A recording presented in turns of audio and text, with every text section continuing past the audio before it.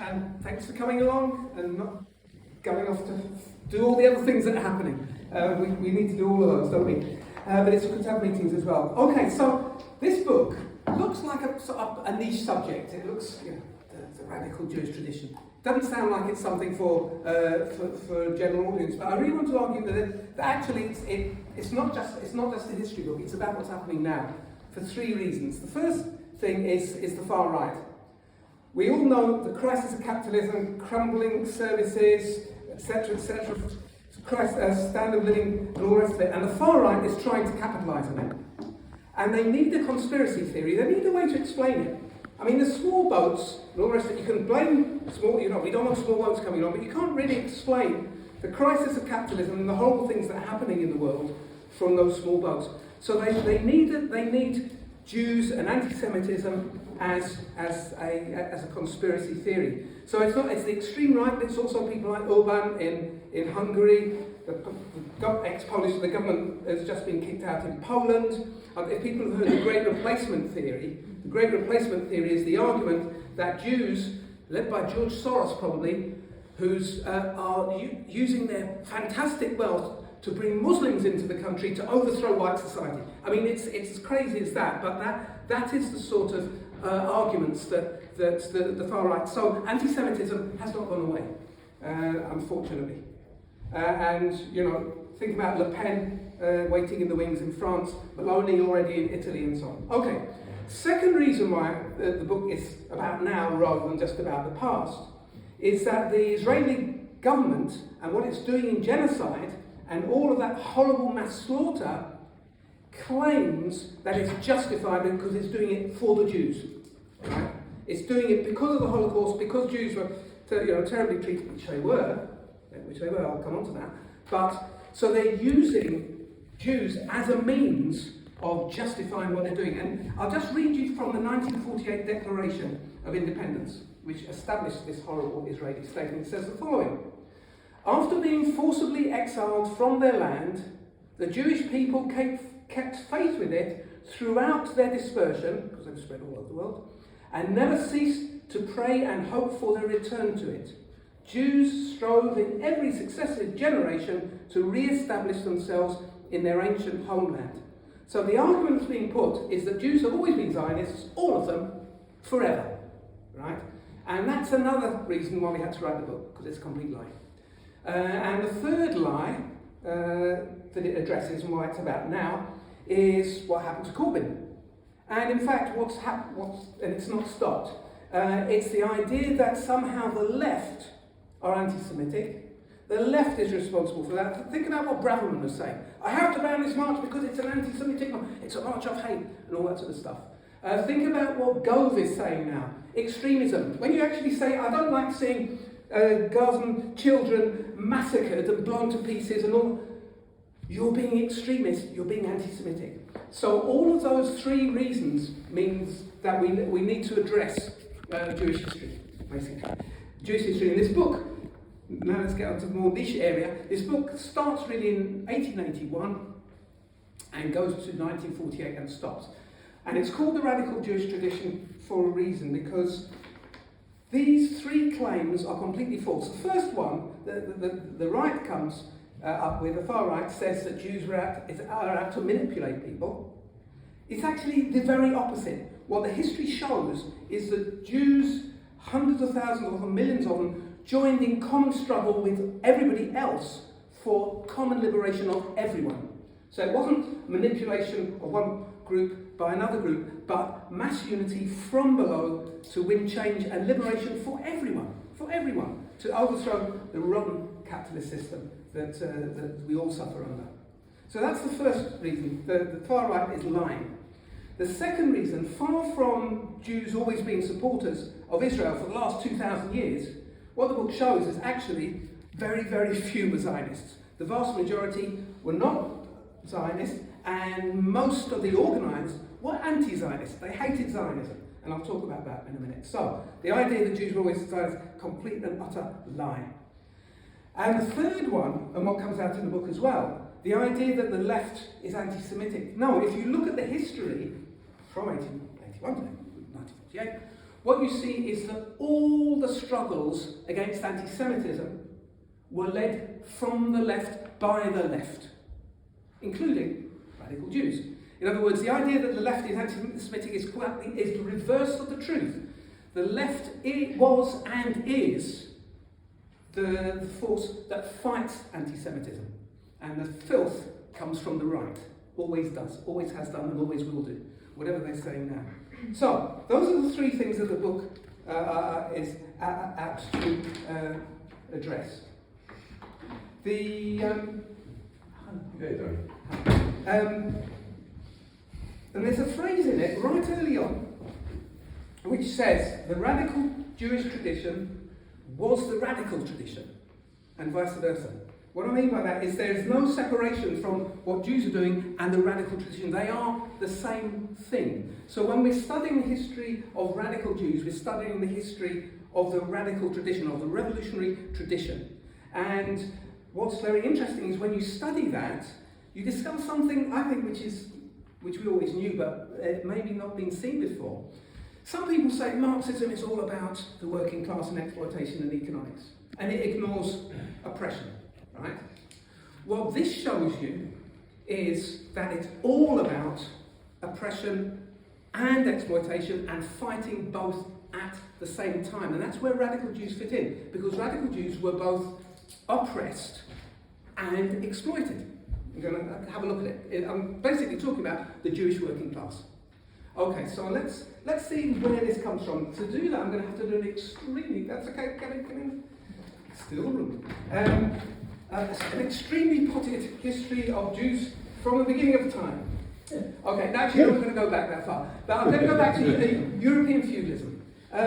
During the feudal period, up until the birth of modern capitalism, the key ideology was Christianity. That was the thing that kept the lord in the castle and the peasant slaving away on the land. It was Christianity, and therefore all the hatred, everything that you could, to keep the peasants down, was you persecute the non-Christians, and the main community in Europe were Jews. So therefore, Jews were persecuted for everything that went wrong. And one of the things that went wrong, and we just come out of the COVID pandemic, was the Black Death. In the 1340s and 50s, large numbers of Jews were living in Germany, in the area of Germany. The Black Death comes along. 75% of all places in Germany had riots against the Jews, because how can you explain the Black Death? How can you explain the crisis of capitalism? Blame somebody. They blame the Jews.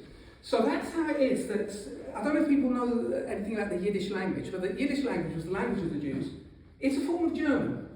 And they were literally driven out of Germany. They went to the one place where it was actually safe and where they were welcomed, and that was Poland. That was the area, which was a big area at the time. So that's where they end up. So well over half the Jews are dispersed all over the world. Jews are the most international people that I think there's ever been. But over half of them, and there are 16 million Jews in the world before the Holocaust, over half of them were in an area around Poland. Now in the 1790s, as I said, it's potted history, 1790s, the Russians take it over. So the area that the Jews are living in Poland is taken over by the Russians, and the Tsar says he didn't want Jews in the rest of his country. It wasn't his country, but anyway. He didn't want Jews anywhere else. So he created this thing called the Pale of Settlement. And Jews are only allowed to live within the Pale of Settlement. So there's several million, something like 9 million of them, in the Pale of Settlement. Actually less than that, but around a big proportion living there. Okay, so that's the 1790s. Along comes the Industrial Revolution. Now the Industrial Revolution, as it comes into Russia, comes from the West. Russia's in the east, and it's Britain and places like that, and France and Germany, the developing industry. So it arrives, and where's the first place it arrives? The Pale of Settlement. Poland is in the west. That's where the Jews were. So this was the first part of Russia to industrialize. And it's nothing special about the Jews. It just happened to be that they were a massively oppressed group. They're still oppressed in Poland. They're allowed to live there, but they're still oppressed. There's tremendous anti-Semitism. And they are proletarianized, because this is where the industry is. And when they're probably, in other words, they're made into a working class. You're setting up factories, you're exploiting. And who are the exploiters? The exploiters are Poles, but also the exploiters are actually some rich members of the Jewish community. It doesn't matter who they are. But some of them, in other words, the idea you have this united community is smashed apart. What you have is a mass, hundreds of thousands of oppressed and exploited Jewish working class people. And that creates a tremendous explosion of radicalism. That's where the Jewish radical tradition comes from exploitation and oppression coming together. And that takes off in Russia, and Russia has a fantastic revolutionary movement. And Jews are very, very prominent in it, but Jews aren't the only ones. It's very, very important to understand this. They were part of a much wider movement that is taking off, because the Tsar is a horrible, feudalistic, backward ruler, and the peasants have had enough of starving and living miserable lives under the landowners. The workers, Poles, Russians, Lithuanians, you name it, Ukrainians, all have had enough of it. Even the capitalists who can't develop in this feudal country have had enough of it. So there's a revolutionary movement developing. A revolutionary movement of which Jews are part. In 1881, this is before development of Marxism, the Narodniks, as they were called, it was a sort of terrorist, anarchist terrorist group. They bump off the Tsar in 1881. The group of people who did it happened to stay in a house the night before that was owned by a Jewish woman called Hezia Gelfman. And because of that, that was the excuse that the Tsarist authorities needed. So, from 1881, they say the Jews are responsible for everything that's going wrong in this country. Look, they bumped off our Tsar, and they carried out a thing called a pogrom. And a pogrom is basically a violent riot against Jews. And the pogromists had a simple slogan, and it was the following: save the Tsar, beat the Jews. It was as simple as that. But that's what it was. But if you think that sounds shocking, but actually, what does Rishi Sunak say? He says, save the bosses, stop the small boats. It is exactly the same tactic. So the Jews were the object of this. And if you weren't a radical Jew before, you had to become one then, because you're under attack. You're under attack. You're being exploited by the bosses, whether they're Jewish or Christian or whatever. It doesn't matter. You're incredibly poor, you're incredibly low wages, you're working incredibly hard, and you've got oppression and violence meted out against you on a regular basis. So that creates a mass movement. That's the radical Jewish working class tradition, and that's part of it. The second part of it is where the ideas come from, because radical Jews are not just part of the radical tradition because of their mass activity, but also because of the ideas. And I'll mention three names: Karl Marx, Rosa Luxemburg, Leon Trotsky. All of them are of Jewish background. Now, there's nothing special about that, apart from where they come from in terms of their intellectual makeup. Jews, as I said, are the most dispersed people around the world. They're in every continent, I suppose, apart from Antarctica. They're everywhere, you know. So at this time, you're getting the development of nationalism. British nationalism, German nationalism, Spanish nationalism, Italian nationalism, all of these nationalism, Russian nationalism, of course. These people, they have relatives here and there and there and there. I don't think it's a pure accident. The Communist Manifesto, written by Karl Marx, along with Friedrich Engels, it's important to remember that. Everybody forgets that poor old Fred Engels wrote it. Fred Engels was not Jewish. No. So, it's nothing to do with Jews, it's to do with unity together. But it ends with the words, workers of the world, unite. You've nothing to lose but your chains. And the chains aren't just exploitation, it's oppression as well. Nationalism and that sort of stuff. So, that tradition of, but at an intellectual level is important as well. And people like Rosa Luxemburg, Leon Trotsky, they were educated. They weren't working class in their backgrounds. They're educated, but because they were Jewish, no matter how educated you are, you will always be an outsider. So they're looking at the world as internationalist outsiders, and therefore they're analysing it and working out what's wrong with it. They don't get the rewards from it to buy them into to joining with it.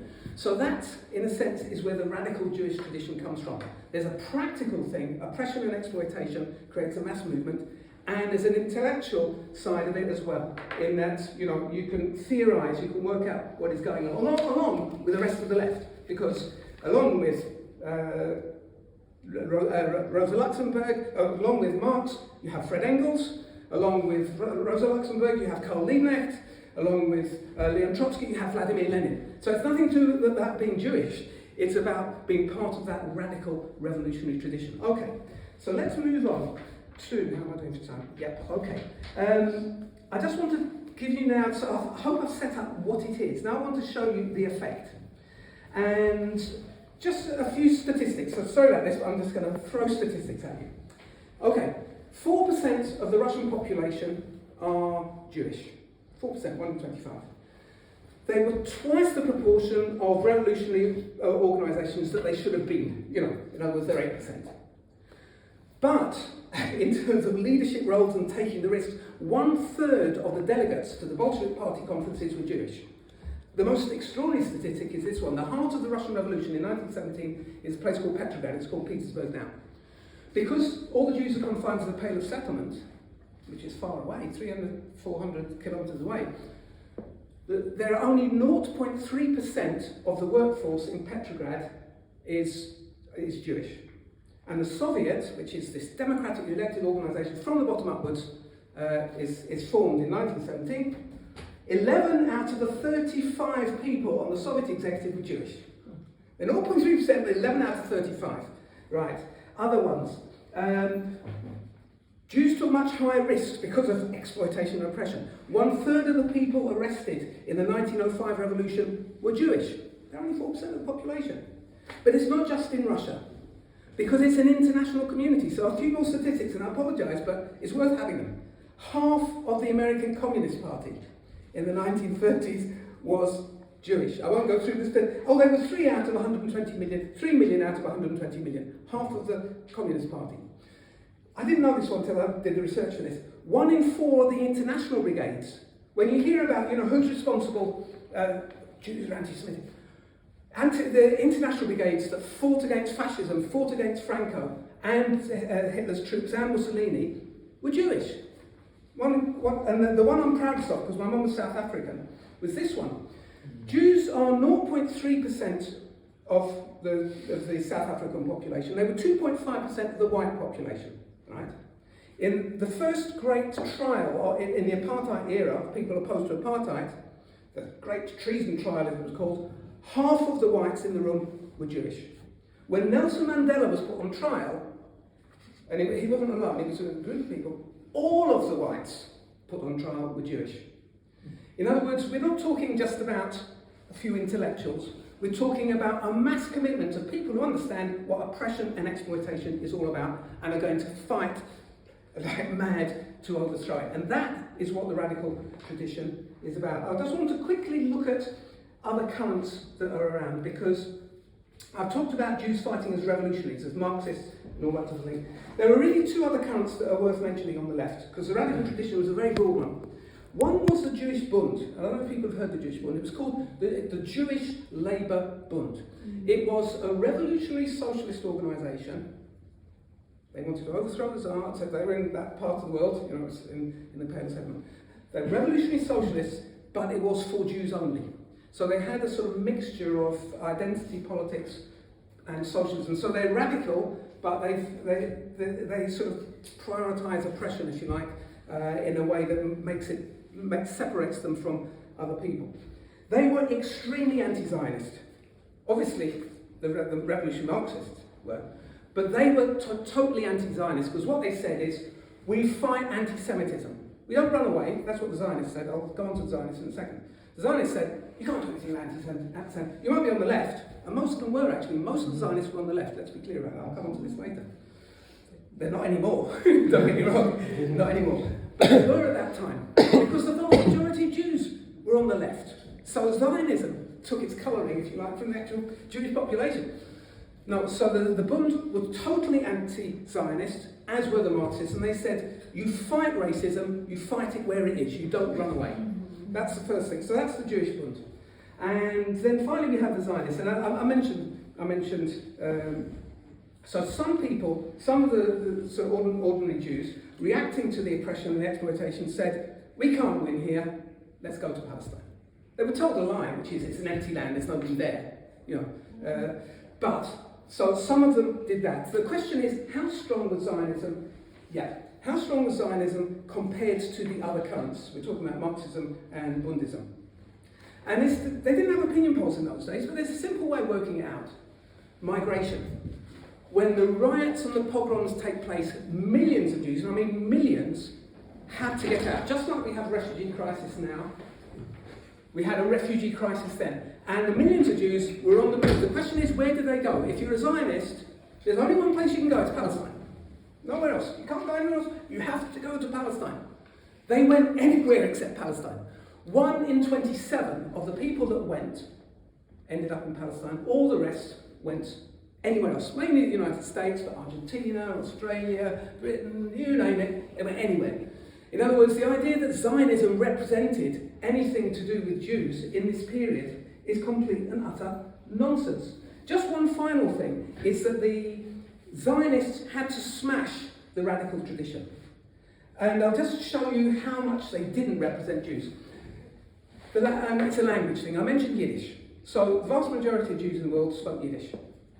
And Western Jews, Eastern Jews didn't. But in the West, they spoke Yiddish. In 1910, Ben Gurion, who's the leader of the left Zionists, is going to be the first Prime Minister of Israel, says, from now on, we only speak Hebrew. 1910. Only 1 in 400 Jews spoke Hebrew. And that language had only existed since a guy called Eliezer Ben Yehuda invented it in 1885. And I kid you not, it hadn't been spoken since 290 AD. It was like Latin is in the Catholic Church. Hadn't been spoken. 1 in 400 spoke it, but no. Ben Gurion says we have to break with the radical tradition. We have to break with all of that. You can only speak Hebrew. And this guy had to invent it because it was such an outdated language, all the words were missing. And the first monoglot, the first person who could only speak Hebrew and nothing else, was his son, because he brought his son up in total isolation so he would never hear anybody speaking Yiddish. I mean, you could not make this stuff up. It was as crude as that. It's a complete break from the Jewish radical tradition. Okay, I need to explain now what happened to the Jewish radical tradition, because it's gone almost, but it's not gone, it's coming back. Very, very quickly, I've got 2 minutes left, yes? It was killed off, literally killed off by 3 things. Number 1, in Russia had a revolution. It was, and it freed, and the word is emancipated, gave legal equality to 45%, because that was the number living there by that point, lots had left. 40% of the world, 45% of the world Jews were all suddenly given equality. And so the idea that, Jews, non-Jews together can beat the enemy, everybody understood that. And that's why there were so many Jews in the communist parties all around the world. Along comes Stalin. Stalin wipes out the Bolshevik tradition. He's anti-Semitic himself. And so the idea that you look to Russia as an answer for Jews is gone. That's after 1929. Then comes Hitler, 1933. And he starts physically eliminating the Jewish tradition, the radical Jewish tradition, by killing people, by concentration camps, etc., etc. And it ends up, obviously, in the Holocaust, 6 million.